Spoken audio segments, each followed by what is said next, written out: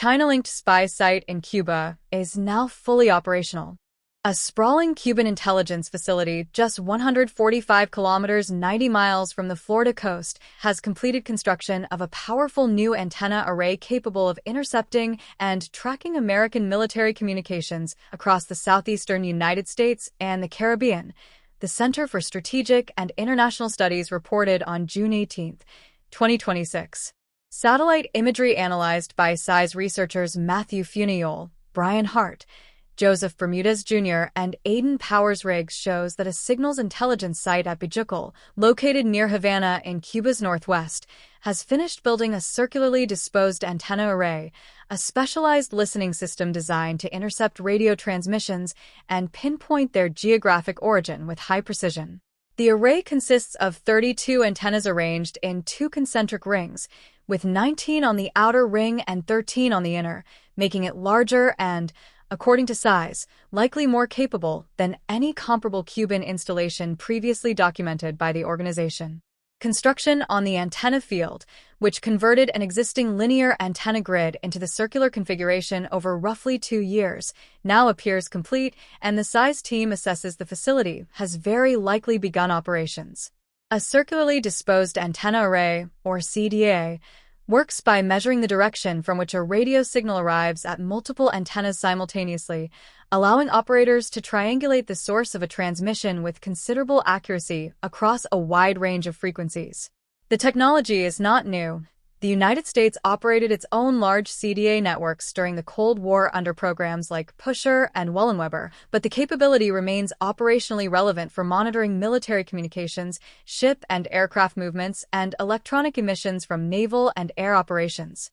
Positioned at Bejucal, the newly completed array sits within range of U.S. naval activity in the Caribbean, air operations out of bases across the southeastern United States, and maritime traffic through the Gulf of Mexico, all of which have intensified in recent months as the Trump administration has elevated the Western Hemisphere as a strategic priority.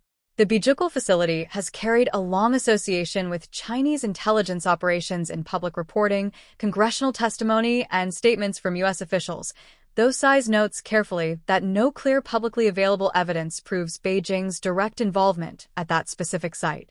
The CSIS report does note that U.S. officials have recently acknowledged that China operates 3 intelligence sites in Cuba, and the researchers assess Bejucal is likely one of them, a conclusion drawn from the pattern of public statements rather than from declassified documentation. The distinction matters journalistically.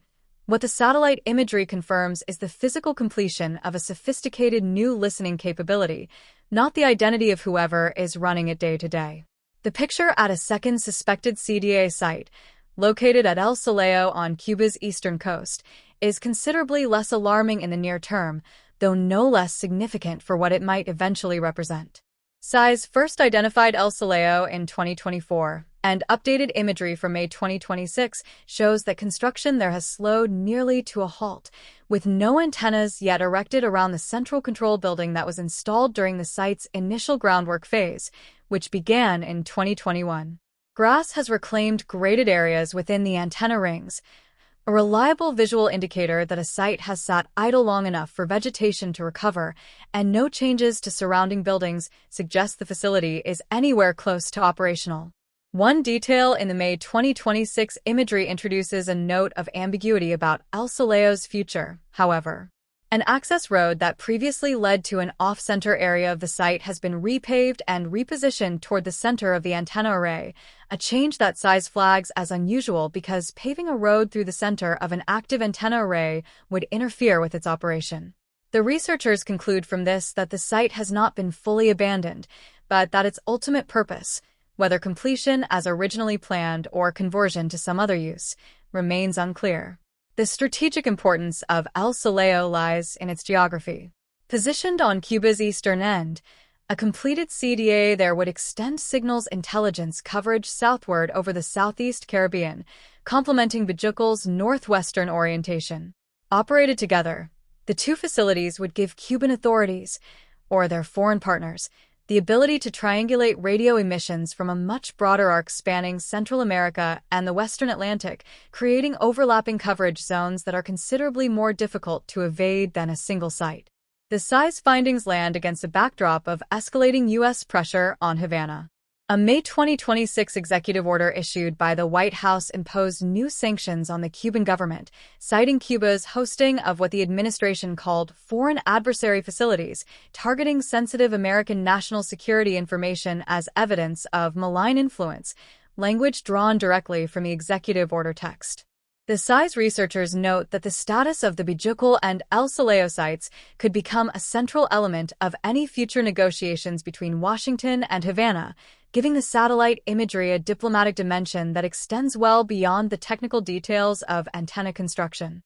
Cuba's value as an intelligence platform for adversarial powers has been a recurring theme in American national security discussions since the Cold War, when the Soviet Union maintained signals intelligence facilities on the island that monitored American military communications and space launch operations. The specific facilities that CSIS has now tracked through multiple years of commercial satellite imagery represent the most detailed open-source documentation yet of how that tradition of foreign intelligence exploitation of Cuban territory has evolved into the current era, with updated technology and very possibly updated sponsors.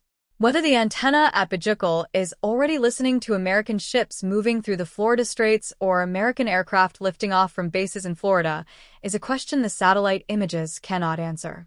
That the hardware to do exactly that is now in place is no longer in doubt.